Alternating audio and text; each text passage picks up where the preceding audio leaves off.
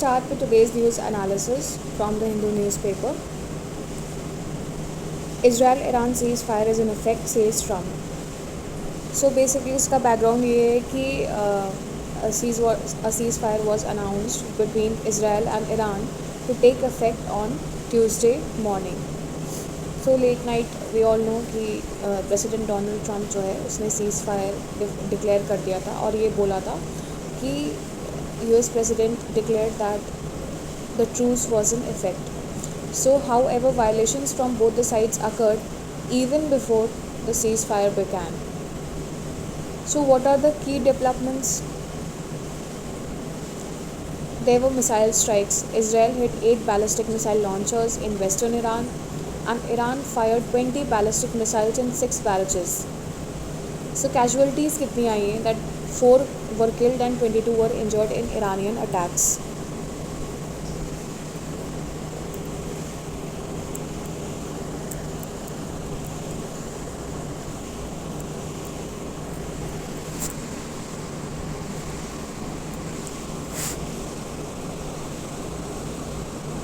So both Israeli and Iranian officials, they accepted the ceasefire to achieve campaign objectives. Israeli Prime Minister Netanyahu's office confirmed agreement to Trump's proposal. Iran's President Masoud Pezeshkian said Tehran would respect the truce if Israel did the same. So what was Israel's response? That Israel, they launched missiles at 10:30 a.m. right, blaming Iran. So Defense Minister Israel Katz ordered the forceful retaliation because of that. Trump publicly warned Israel via capital lettered social media.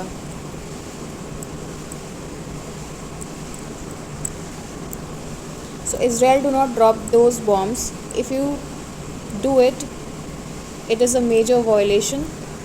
He wrote it in capital letters in a social media post. Post warning action क्या हुआ है? That Israel conducted a limited airstrike on radar site near Tehran, avoiding major escalations. So UPSC के aspect में इसका international relations से आपका topic बन जाता है. That what are the geopolitical tensions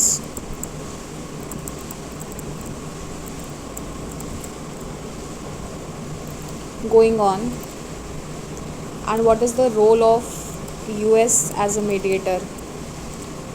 अब यहाँ पर जो मैं बात करूँ तो मीडिएटर तो नहीं है, रादर फैसिलिटेटर है. यूएस फैसिलिटेटर है, इट्स नॉट अ मीडिएटर. सो और ये जो सीज फायर है, मैं अभी कह दे रही हूँ, it will not exist too long. ये बहुत हो सकता है 10-15 दिन या 1.5-2 महीने खिंच जाए, बट 1.5-2 महीने भी नहीं, मे बी 15-20 डेज़ और मे बी नेक्स्ट मंथ ये होना, फिर से ये सीज फायर ब्रेक हो जाएगा.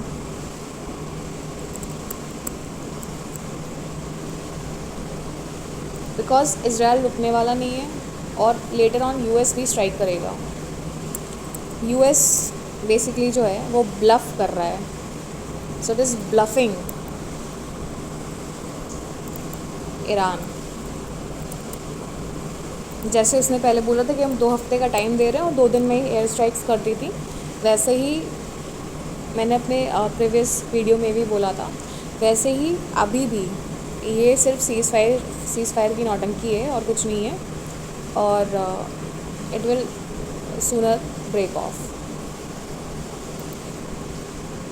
सो Maharashtra okays ₹20,787 crore for Shaktipeeth expressway. अब ये जो है ये यूपीएससी के एस्पेक्ट से तो नहीं, बट और सारे कॉम्पिटिशन्स जो हैं उनके एस्पेक्ट से इम्पॉर्टेंट हो सकता है. मे बी यूपीएससी भी पूछ ले कि शक्तिपीठ एक्सप्रेस वे जो है क्या प्रोजेक्ट है, ठीक है, ये कितने डिस्ट्रिक्ट्स को कनेक्ट करता है.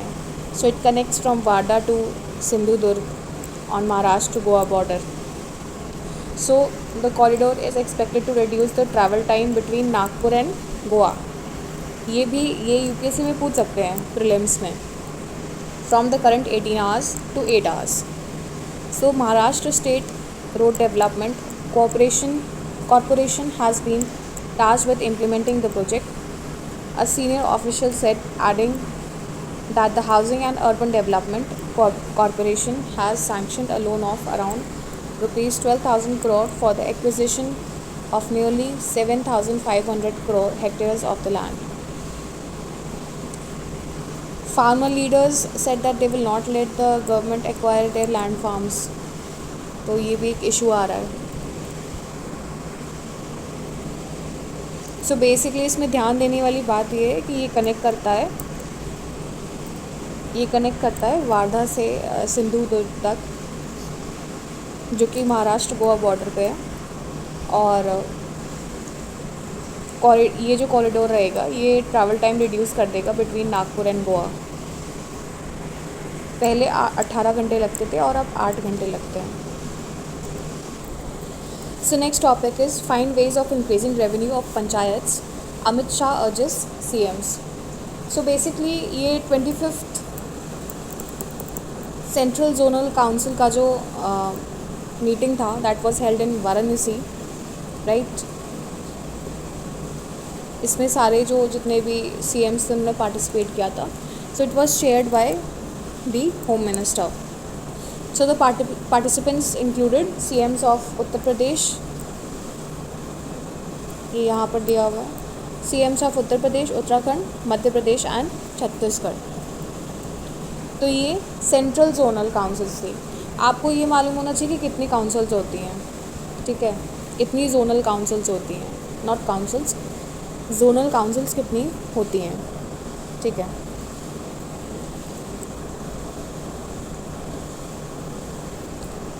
सो इसमें की पॉइंट्स क्या हाईलाइट किए गए. सबसे पहले तो रेवेन्यू ऑफ पंचायत्स के बारे में बात की गई कि states urged to increase revenue of gram panchayats, और उसका गोल ये इनिशिएट किया गया, ये आइट्रेट किया गया to strengthen 3-tier Panchayati Raj system.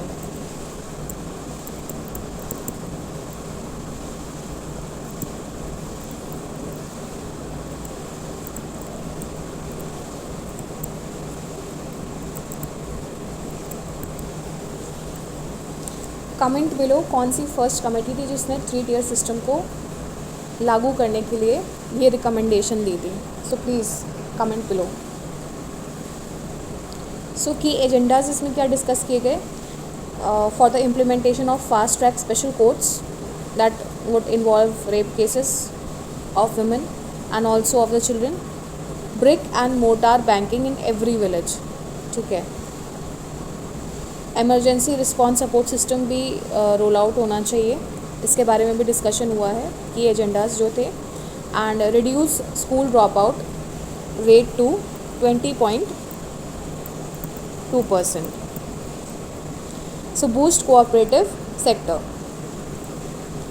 Zonal councils insights क्या है that 2-fold rise in zonal council and standing committee meetings, ठीक है, फ्रॉम 2014 टू 2025. मतलब जो मीटिंग्स हुई हैं उनमें इंक्रीमेंट देखा गया 2014 से 2025 के बीच में, ठीक है.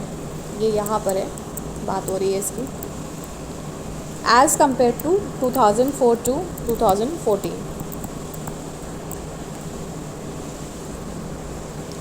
Also there is a focus on national integrity development and reducing regional disparities.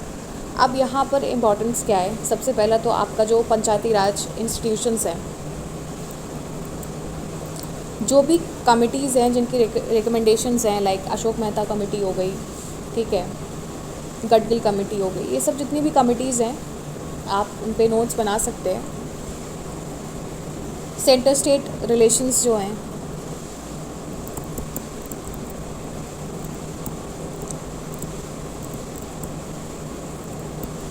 Cooperative federalism पे आप नोट्स बना सकते हैं. एजुकेशन एंड न्यूट्रिशन पे जो वेलफेयर स्कीम्स होनी चाहिए with respect to social justice, ठीक है, या अगर कोई स्कीम्स एग्जिस्ट कर रही हैं. अभी अगर देखा जाए तो एजुकेशन सेक्टर और डिफेंस सेक्टर पे बहुत फोकस है. एजुकेशन सेक्टर, साथ में जो वुमेन सेक्टर है उनकी जो स्कीम्स है वो बहुत इंपॉर्टेंट है। अभी फ़िलहाल जो है यूपीएससी उस पर एक्सप्लोर कर रहा है।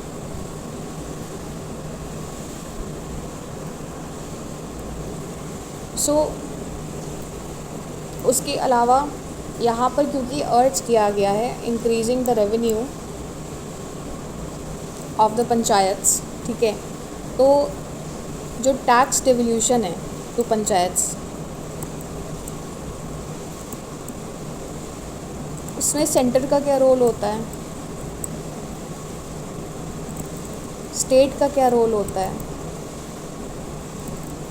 सेंट्रल फाइनेंस कमीशन का क्या रोल होता है एंड स्टेट फाइनेंस कमीशन का क्या रोल होता है, ठीक है। ये इम्पॉर्टेंट है, आपको इस रिस्पेक्ट में आपको रिलेशन इस्टेब्लिश करके नोट्स बनाने हैं।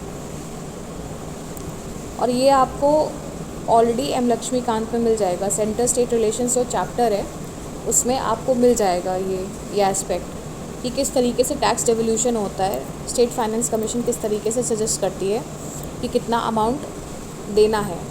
और इस पर भी बात चल रही है, इस पर भी रिकमेंडेशन आई है कि जो पंचायत्स हैं उनको ग्रेटर ऑटोनॉमी देनी चाहिए टैक्स कलेक्शन की फ्रॉम द विलेज एरियाज़, जो भी उनके अंडर में आते हैं विलेजेस, उनसे टैक्स कलेक्शन की ग्रेटर ऑटोनॉमी देनी चाहिए। सो इस पर आप मेंस के पर्सपेक्टिव में नोट्स भी बना सकते हो कि आपका क्या पॉइंट ऑफ व्यू है, क्या बेनिफिट्स होंगे अगर ग्रेटर ऑटोनॉमी दी जाएगी और क्या इश्यूज़ पैदा हो सकते हैं अगर ग्रेटर ऑटोनॉमी दे दी जाए तो, क्योंकि everything is not good, her cheese white नहीं होती है, उसमें कुछ कहीं ना कहीं ब्लैक स्पॉट्स भी होते हैं। So everything has a loophole, everything has some negative aspect, ठीक है।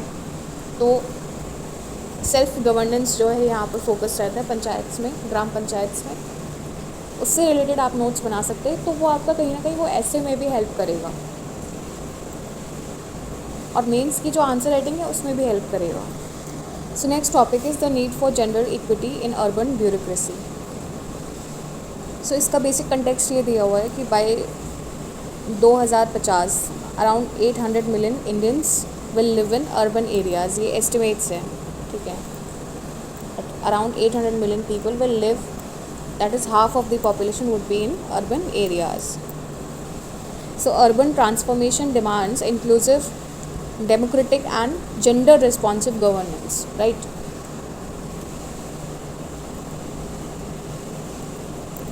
So इसमें की issues क्या highlight किए गए हैं, that women representation in urban local bodies has grown to around 33%. ये जो बिल आया था अभी रिसेंट में 74th अमेंडमेंट एक्ट के तहत, आप इस पे नोट्स बना लीजिएगा। और ये इसी के बारे में बोल रहे हैं कि वाया 74th अमेंडमेंट एक्ट और 73rd अमेंडमेंट एक्ट जो है वो इसमें बोला गया है कि इसमें पंचायती राज इंस्टीट्यूशंस में जो विमेन है उनका रिप्रेजेंटेशन इंक्रीज़ किया गया फ्रॉम 33%, ठीक है। बट एडमिनिस्ट्रेटिव जो आर्किटेक्चर है that remains male dominated.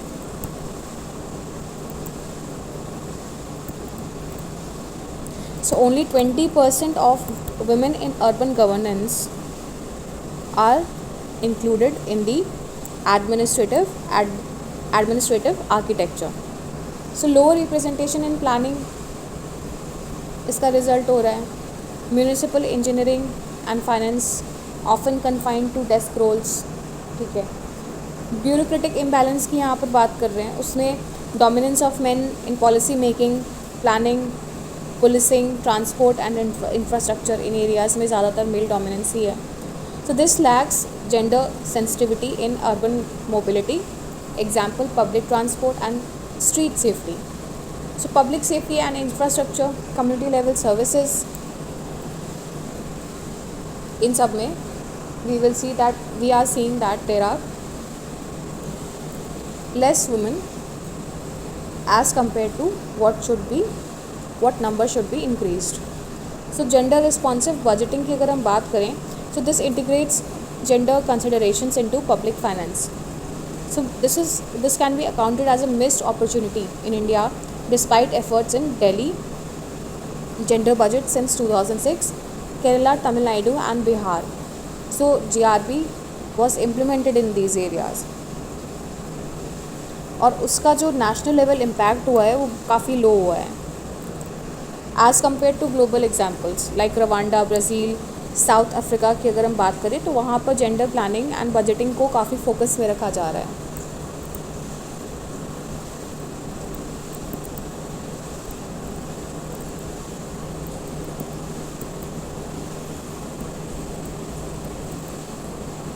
Philippines में GRB for women safety and education को इम्प्लीमेंट कर रहे हैं. मेक्सिको एंड युगांडा में भी जीआरबी लिंक्ड मेजरेबल गोल्स ध्यान में रखा जा रहा है.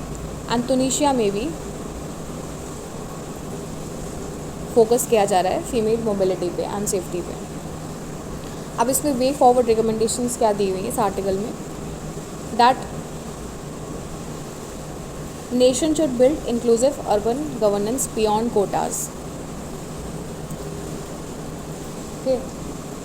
यानी बियॉन्ड द कोटाज, जो अभी लिमिटेड, जो अभी कोटाज दिए जा रहे हैं उसके बियॉन्ड भी कुछ इंक्लूसिव अर्बन गवर्नेंस होनी चाहिए.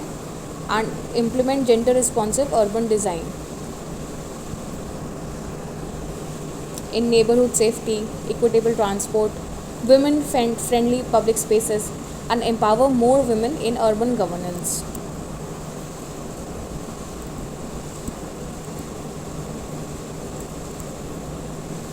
Including leadership and technical roles. So ensure women's voice shape urban future for safer and inclusive cities. अब यूपीएससी में इसका रेलेवेंस क्या है? सबसे पहला तो गवर्नेंस जो है उसमें वुमेन का क्या इंपॉर्टेंट रोल हो सकता है, किस तरीके से पॉलिसी फ्रेमवर्क शिफ्ट आ सकता है, अर्बन लोकल बॉडीज़ में जो वुमेन का पार्टिसिपेशन है, जो उसमें इंक्रीमेंट देखा गया है, उनका क्या, उसमें क्या मतलब बेनिफिट्स हो सकते हैं इन पॉलिसी फ्रेमिंग. ठीक है, जेंडर इश्यूज़ को कैसे डील करना चाहिए इन एडमिनिस्ट्रेटिव सर्विसेज अगर देखा जाए तो, और पॉलिसी इम्प्लीमेंटेशन कैसे होना चाहिए. ठीक है, ये सब आपने ध्यान देना है और इस पर नोट्स बनाने. अगर आप नोट्स बना लोगे तो again I am saying mains की जो आंसर राइटिंग है और एसेज जो हैं उसमें काफ़ी हेल्प मिलेगा. ठीक है. So next topic is women at HEM. The new IOC president will have to navigate the labyrinth of world sports. The first African and the first woman head of the largest, most powerful sporting organization on the planet. Kirsty Coventry, 41, broke new ground in more ways than one when she formally took the charge of International Olympic Committee. So Kirsty Coventry ये chairperson हुई हैं. She has been declared as the IOC president. So ये आपको पता होना चाहिए that she is African in origin, क्योंकि ये मे बी यूपीएससी में ना पूछा जाए बट अदर कॉम्पिटिटिव एग्ज़ाम्स में पूछ सकते हैं. सो IOC का जो हेड क्वार्टर्स है that is in Lausanne.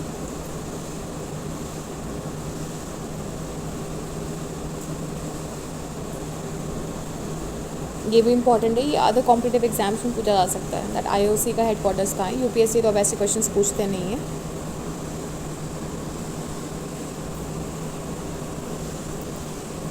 So next is nuclear spectre. Israeli and US actions against Iran amount to nuclear brinkmanship.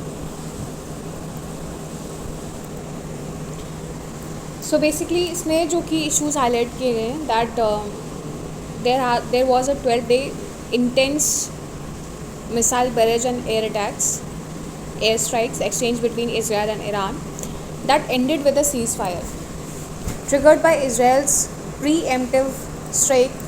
ये preemptive वर्ड जो है ये बार बार यूज़ हो रहा है. आपको मालूम होना चाहिए preemptive action of a nation क्या होता है with respect to defence on Iran's nuclear sites.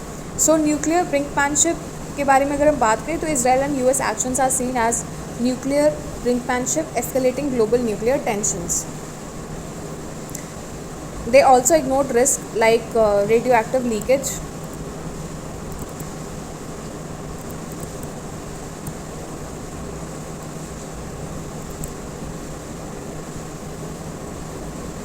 and global fallout. So violations of international norms have also taken place. That Iran is a signatory to NPT and JCPOA, that is joint comprehensive plan of action. Israel is not a signatory to NPT. NPT is Non-Proliferation Treaty and possesses an undeclared nuclear arsenal. So this impacts global stability. We all know कि weakening of the Non-Proliferation Treaty, that is NPT, and erosion of global nuclear disarmament will impact the world. और सिर्फ वो एक तरीके से ही नहीं कि radio active elements का रेडिएशन होगा, और भी बहुत से तरीके से होगा अगर इस तरीके का वॉर होता है तो. सो ईरान में exit NPT and seek nuclear deterrence. ये भी बात हो रही कि ईरान जो है, डिस्पाइट US वार्निंग, ईरान ने ये बोला है कि हम हो सकता है NPT एग्जिट कर लें. अब NPT एग्जिट करने से क्या होगा कि ये जो न्यूक्लियर वेपन्स हैं उनको बना पाएंगे. ठीक है. So West Asia, Ukraine and South Asia are becoming nuclear flash points. Russia's threat of using nuclear weapons adds to instability. The US withdrew from JCPOA under Trump, weakening nuclear diplomacy. तो US ने withdraw कर लिया JCPOA. अब JCPOA क्या है, आपने इसमें notes बनाने हैं और ये ध्यान रखना है कि क्या मतलब अगर कोई भी कंट्री अगर इससे विड्रॉ करती है तो क्या उसको बेनिफिट होगा इससे. ठीक है. बेसिकली फंक्शंस क्या होते हैं JCPOA के, उससे पता चल जाएगा. So US backing importance Israel's aggression policies in West Asia. Global consequences क्या होंगे? That increase great power competition threatens international nuclear norms, risk a new nuclear arms race worse than Cold War era. सो आपको UPSC के relevance में waste Asia में जो conflicts हो रहे हैं, इंस्टेबिलिटी आई है, उसको आपको थोड़ा सा मेंस के पर्सपेक्टिव में नोट्स बनाने हैं.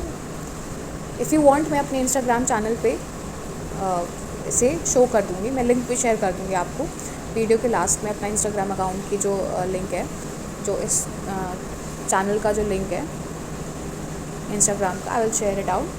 और उस पर मैं एक आंसर पोस्ट कर दूँगी ताकि लोगों को आइडिया मिल सके कि कहाँ से कैसे मेंस का आंसर लिखना है. Global governance and multilateralism. GS paper 3, security challenges and their management in border areas, nuclear technology and disarmaments. ये इंपॉर्टेंट है GS पेपर 3 के हिसाब से. अब इसमें जो की टर्म्स आप यूज़ कर सकते हो जो कि प्रीलिम्स बेस्ड पूछा जा सकता है, that is nuclear brinkmanship, what is it, NPT, JCPOA, nuclear deterrence, great power competition, global nuclear order. तो इन सब पे आप थोड़ा सा रिसर्च कर लीजिएगा. सो अ रीसेट इन वेस्ट एशिया और de-escalation for the world. West Asia recently witnessed Israeli bombing of Iran. The move was met with muted global response.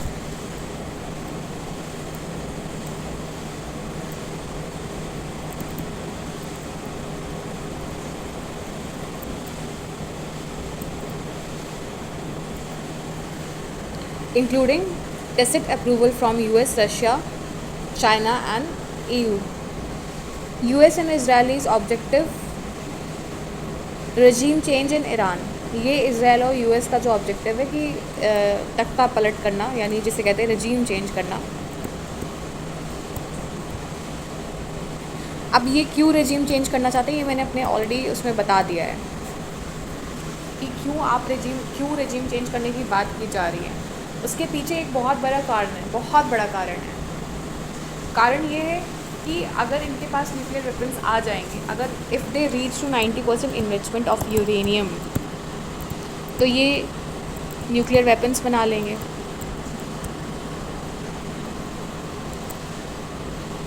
I am saying it again कि ईरान जो है वो मेजर टेररिस्ट ग्रुप की funding करता है. जितने भी इनके मिलिटेंट्स ग्रुप हैं, टेररिस्ट ग्रुप हैं, और इनका जो लिंक है वो कहीं ना कहीं अभी कश्मीर में जो पहलगाम अटैक हुआ था उससे भी जोड़ा जा रहा है. सो ये इंटेलिजेंस की रिपोर्ट्स आई हैं.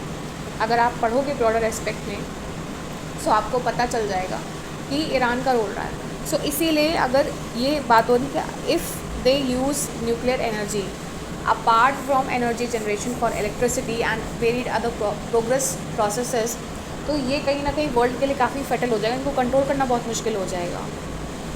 सो अगर हम ईरान की पोजीशन की बात करें, so Iran retaliated modestly suggesting restraint not weakness. So Iran's regional influence through proxies, example Hezbollah, Houthis, Shia militias remains intact.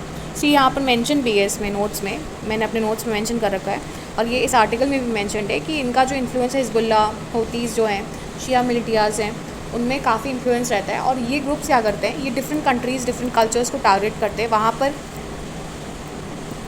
जो है वो टेररिस्ट एक्टिविटीज़ कैरी ऑन करते हैं. सो वहाँ पर रजीम चेंज के बारे में सोचा जा रहा है. अब इनके जो सुप्रीम लीडर हैं that is Ayatollah Khamenei sees surrender as not an option. वो कहते हैं कि हम सरेंडर नहीं करने वाले. अब उसके जियोपॉलिटिकल इम्प्लिकेशंस क्या हो सकते हैं, that attack reflects a larger US Iran strategic contest, possibility to undermine JCPOA and influence upcoming US elections. तो ये जो भी हुआ है वो अपकमिंग यूएस इलेक्शंस जो है वो इफेक्ट होने वाला है उसकी वजह से. सो Israel's moves are likely aimed at electoral gains, Netanyahu's politics, and Gulf countries are recalibrating ties. Example, Abraham Accords normalize Arab-Israel relations. So Iran's missiles retaliation highlighted its missile capabilities and intelligence strengths. Presence of US troops that is around 40,000 in the region underlines West Asia's strategic relevance. And US and Gulf relations की अगर हम बात करें तो Gulf states are seeking regional stability over confrontation. Increased divergence between Gulf countries and Israel over Palestinian issue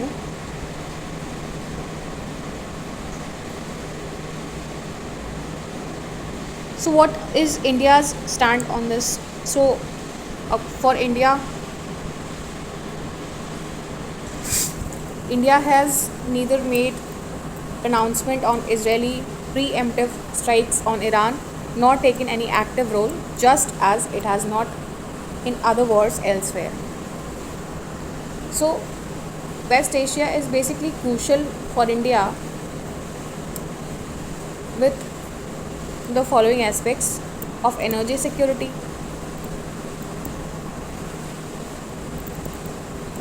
diaspora safety and strategic connectivity. उसके अलावा we all know कि वहाँ से हमारे ऑयल इंपोर्ट्स होते हैं, तो हम किसी के भी साथ अपने कनेक्शंस बिगाड़ नहीं सकते हैं. सो इंडिया एक फर्म स्टैंड नहीं ले सकता किसी एक की तरफ. नॉन अलाइनमेंट की जो इंडिया की जो पॉलिसी है उस पर इंडिया डटा हुआ है. सो यूपीएससी के बेसिस में क्या रिलेवेंस है, that what should be India's stand. जो आप इसका जो आंसर है आप नॉन अलाइनमेंट स्ट्रैटेजी के बेसिस पे आप फ्रेम कर सकते हैं. ठीक है, कि इंडिया की नॉन अलाइनमेंट स्ट्रैटेजी थी और इस वजह से इंडिया जो है वो स्टैंड नहीं लेता है, किसी के भी पक्ष में नहीं लेता है, not for and not against. So उसके अलावा ये जो कॉन्फ्लिक्ट हुआ है इंडिया पे क्या इम्पैक्ट पड़ा है, ये सब इम्पॉर्टेंट है. So next is 2 billion people don't have safe drinking water. So इसको मैं आपको समराइज़ करके बता दे रही हूँ. इसमें बेसिकली बताया जा रहा है कि नियरली 6 बिलियन पीपल जो हैं in the world today they enjoy access to safe drinking water. ये वर्ल्ड की बात हो रही है. So water that is free from contamination available at home and accessible whenever needed, उसे सेफ ड्रिंकिंग वाटर के क्राइटेरिया में include किया गया है. And accessible whenever needed. So, however, 2 billion people still lack this essential resource. Many of them rely on improved sources such as piped water or protected wells, but often these are not in their homes, requires long travel and may not be fully free from contamination. So, the definition of safe drinking water was officially refined in 2017, focus जो था उनका the focus was on water being safe at the point of consumption.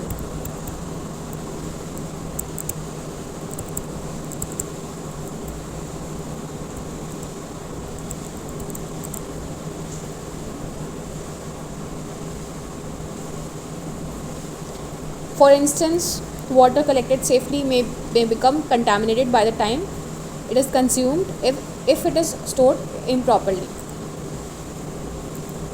सो इसमें basically जो definition refine की गई वो ये बताया गया है, सिंपली बोला गया है कि जब हम कंज्यूम कर रहे हैं उस समय वाटर की क्वालिटी क्या है. So that is defined as the safe drinking water. वो क्राइटेरिया फुलफिल करता है उसका. सो चार्ट 1 अगर हम देखें,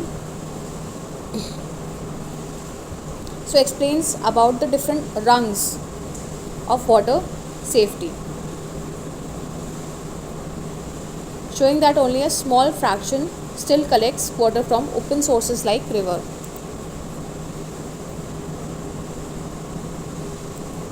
See, 73% of the people they consume free from contamination water, and it is available in their premises. Basic source जो है वो 18% people, उसमें water source is less than 30 minutes away.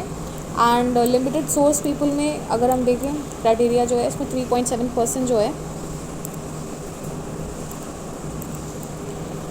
वहाँ पर जो लोगों है वो 30 मिनट से भी ज़्यादा समय लगता है पानी के सोर्स तक पहुँचने में. अनइम्प्रूव सोर्सेज में 3.7% पीपल कंज्यूम करते हैं ऐसा वाटर जो कि रिस्क ऑफ कंटामिनेशन में रहता है, यानी that is not properly been stored. Surface water 1.4% people high risk of being polluted or contaminated. So globally 95% of the people now use improved water sources, and the percentage is rising even in low income nations. So however, to ensure true safety, the infrastructure must extend into every household, ensuring consistent and contamination free supply. Unsafe water contributes to around 8 lakh deaths annually, especially in low income countries due to diseases like diarrhea, cholera, dysentery and hepatitis. It is also a major cause of childhood malnutrition. So therefore global efforts are needed and must be focused on not just to assess the water but on guaranteeing its safety at the point of use. यानी कि उसका storage भी ध्यान में रखना चाहिए.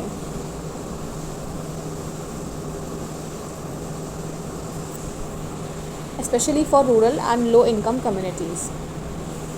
अब ये जो मैप आप देख रहे हो, मैप में विजुअली रिप्रेजेंट किया जा रहा है that percentage of each country's population using improved water source as in 2022. 2022 के हिसाब से मैप है जो रिप्रेजेंट किया गया है, डेटा रिप्रेजेंट किया गया है.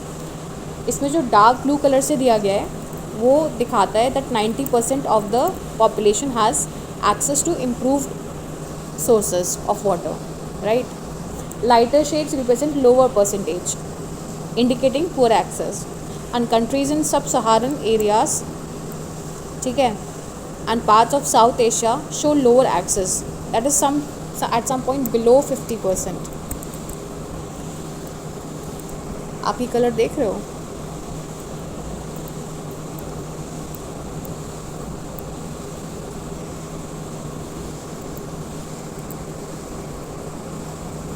So this highlights the regional inequalities in water infrastructure, and there is a need to emphasize for targeted investment in vulnerable regions.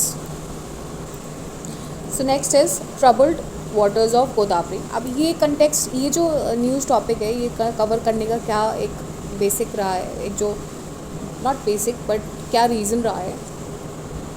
तो अगर मैं शॉर्ट में बताऊं कि ये आर्टिकल जो है वो इंटर स्टेट वाटर डिस्प्यूट के बारे में डिस्कस कर रहा है, that is between Telangana and Andhra Pradesh over the Polavaram Banakacherla link project which aims to divert Godavari water to Krishna and Penna basins. Telangana accuses Andhra of violating the riparian rights and bypassing the consultations. So political blame is exchanged with concerns over biased support from the center. The issue highlights the challenges of federal water governance, center-state coordination, and the need for neutral arbitration. So it emphasizes the importance of tribunal reforms and constitutional provisions. यहाँ पर article 262 का की भी बात हुई है, and transparent project appraisals. So this case is crucial. और उसके अलावा जो आपके ये कमीशन जो मैंशनड है, सेंट्रल वाटर कमीशन, इसके फंक्शंस क्या है, इसका डोमेन एरिया क्या है, और साथ साथ में how does it deals such dispute, और ये डीपीआर क्या है, इसका कॉम्पोजिशन भी आपको पता होना चाहिए। एफआरबीएम क्या है, एफआरबीएम से रिलेटेड क्वेश्चंस आ चुके हैं, और ये इकोनॉमिक्स का टॉपिक है, आपको मालूम होना चाहिए। Fiscal responsibility and budget management, आपको मालूम होना चाहिए इकोनॉमिक्स में कि क्या है ये। एफआरबीएम एक्ट जो है बेसिकली वो स्टेट करता है कि कौन से डॉक्यूमेंट्स पेश होने चाहिए along with the financial statements, okay, along with the budget basically.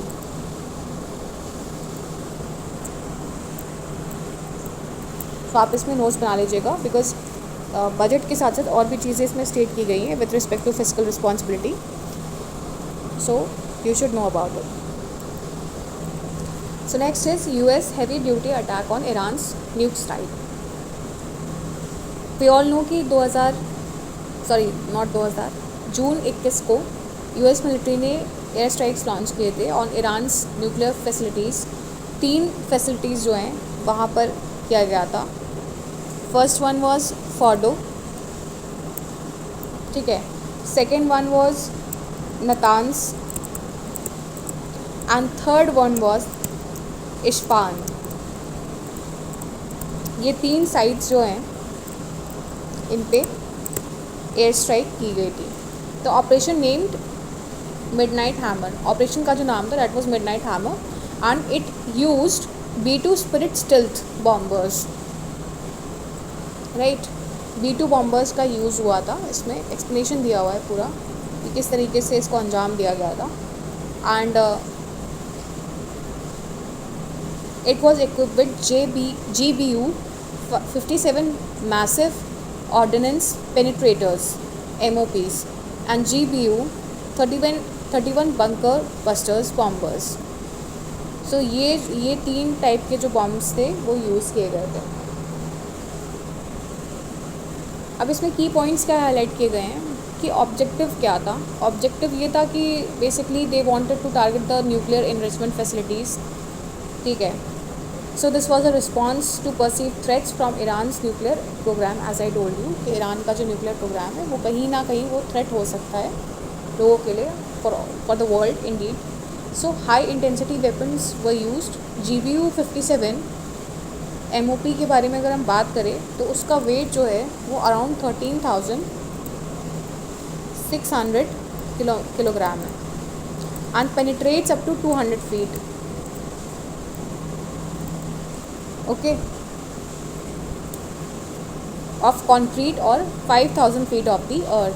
यानी कॉन्क्रीट के नीचे ये 200 फीट तक या 5,000 फीट तक ये अर्थ के अंदर पेनिट्रेट कर सकता है। तो design to hit fortified underground bunkers. So GBU 31 bunker busters are guided by GPS.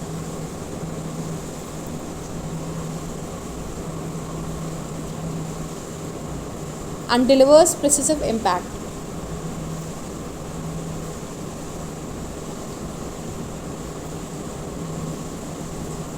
This is B-2 stealth bomber flies. ये इसका डिज़ाइन है पूरा।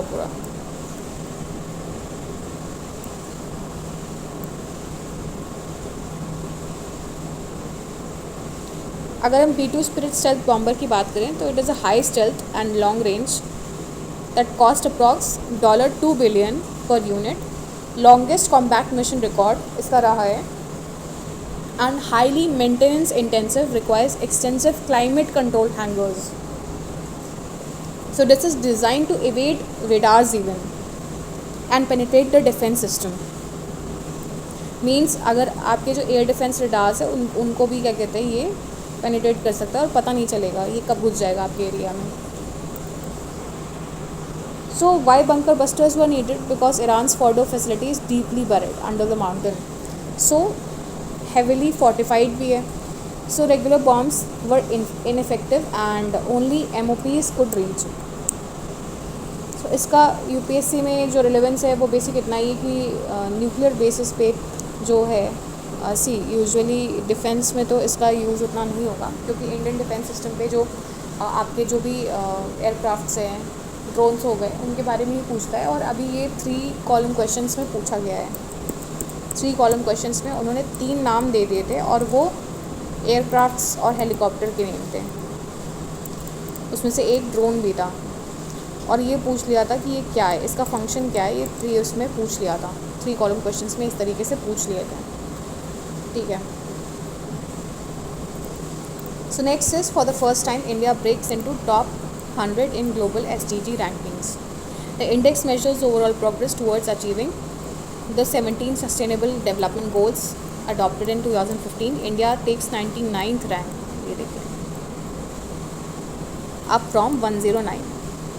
So India has for the first time secured position among the top 100 countries in the SDG, that is the Sustainable Development Goal Index ranking, 99th out of 167 nations in 2025 edition of the Sustainable Development Report. अच्छा, Sustainable Development Report that is released on Tuesday by the UN Sustainable Development Solutions Network.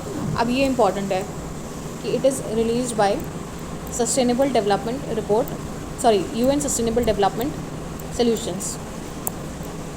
ठीक है, ये important है क्योंकि ये UPSC directly पूछ लेता है.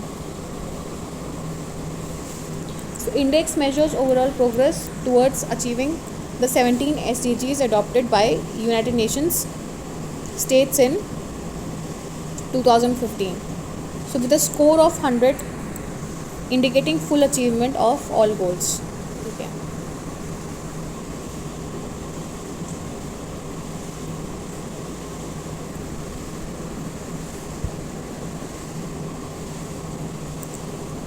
So Finland, Sweden, Denmark hold the top 3 positions with 19 of the top 20 countries located in Europe.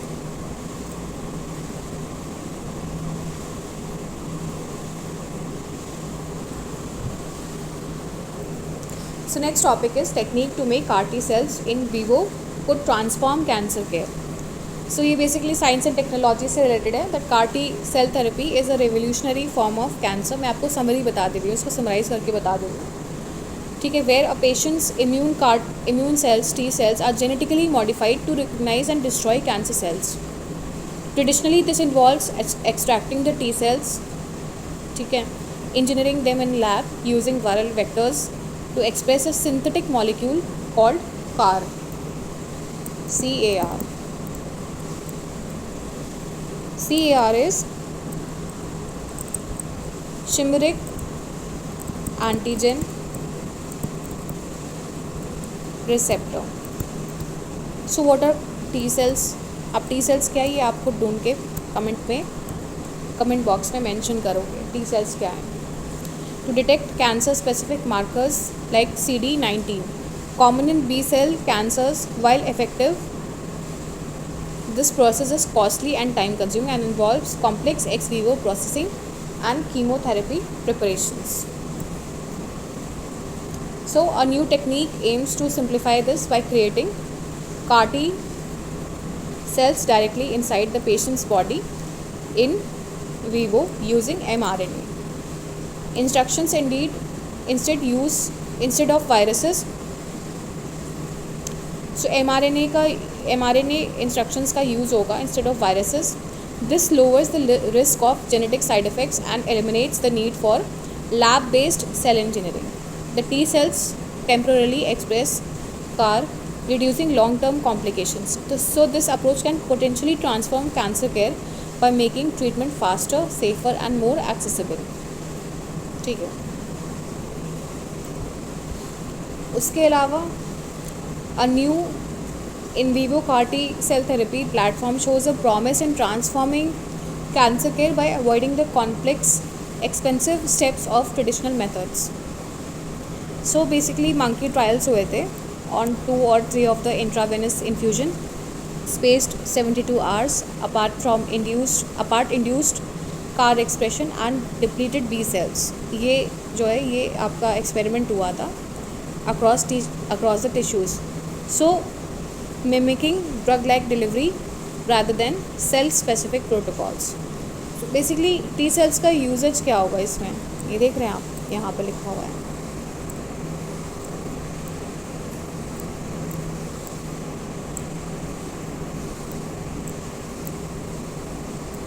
So this standardized approach could reduce the need for specialized infrastructure.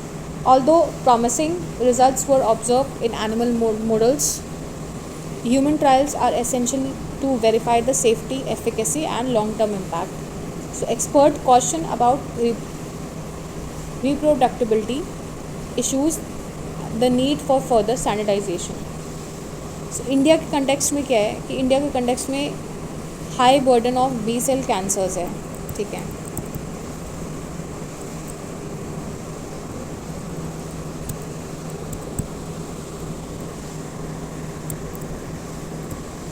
And auto immune disorders है, तो इसको ये heal कर सकता है कहीं ना कहीं. So this approach can be a transformative approach, right. So its simplified infusion method is suitable for resource limited settings with high patient volumes. If proven effective, if it could expand CAR T cells access and shift the landscape of advanced immunotherapy, benefiting more patients across diverse health care systems.